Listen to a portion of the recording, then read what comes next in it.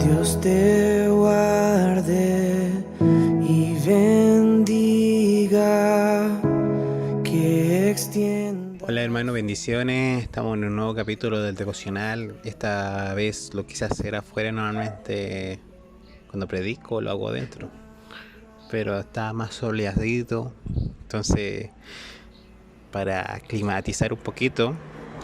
Y bueno, quería entregarle un mensaje que Dios me dio, una reflexión que está en Filipenses 2, del 4 al 11, y dice, bueno, puedes leerlo conmigo de tu casa, de tu celular, donde quieras. Dice, no mirando cada uno por lo suyo propio, sino cada cual también por lo de los otros. Haya pues en vosotros ese sentir que hubo también en Cristo Jesús, el cual siendo en forma de Dios, no estimó el ser igual a Dios como cosa a que aferrarse, sino que se despojó a sí mismo tomando forma de siervo, hecho semejante a los hombres, y estando en la condición de hombre se humilló a sí mismo, haciéndose obediente hasta la muerte, y muerte de cruz. Por lo cual Dios también le exaltó hasta lo sumo y le dio un nombre que es sobre todo nombre, para que en el nombre de Jesús se doble toda rodilla de lo que están en el cielo y en la tierra y debajo de la tierra, y toda lengua confiesa que el Señor, que Jesucristo es el Señor, para la gloria de Dios el Padre. Gloria a Dios Padre. Bueno, esta semana estaba pensando y por diferentes hechos, quise hablar sobre el nombre de Jesús. Así se titula el devocional, el nombre de Jesús. Muchas personas tienen diferentes sentimientos al oír Jesús o el nombre de Jesús, dependiendo de la persona. Muchos o lo encuentran como el Salvador o un profeta, un maestro. Otros lo rechazan y lo maldicen, pero siendo así, debemos destacar que la mayoría sabemos que Jesucristo fue el Salvador de nuestras vidas. Jesucristo es el Salvador de nuestras vidas y cambió nuestras vidas de tristeza en alegría. Y bueno, un hecho que ocurrió dentro del país que me marcó mucho era un grafite que pusieron en un lugar que decía "Muerte al Nazareno", y vi un tweet al respecto que era verdad, que decía que este tweet decía que siempre lo han querido matar o siempre han querido enterrar este nombre, pero él vive y resucitó a la muerte, y hasta ahora sigue vivo.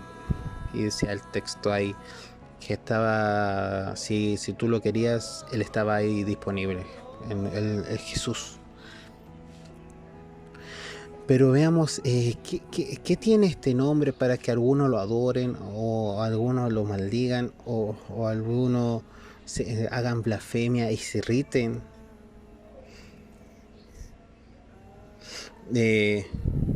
Bueno, la respuesta es que Jesús no es un simple nombre, es una simple persona. Es un tema que bueno, hasta podemos decir que cambió la era, cambió el tiempo. Y cuando decimos antes de Cristo o después de Cristo, o sea, ya el hecho de cambiar los tiempos, de esa forma demostramos que Jesús vino a revolucionar nuestro mundo, vino a cambiar nuestra forma de pensar. Y debemos saber quién es Él, quién fue Él que hizo tanto. Y sabemos que, como decía el versículo ahí, que se despojó de sí mismo para ser como hombre. O sea, se despojó de su reino y se hizo como hombre para también salvarnos y enseñarnos que es el camino de la vida. Enseñarnos cómo actuar como cristianos, enseñarnos cómo ser como cristianos. Y bueno, y con el fin también de salvarnos, salvar nuestra vida, que dio hasta su vida para cambiar la historia.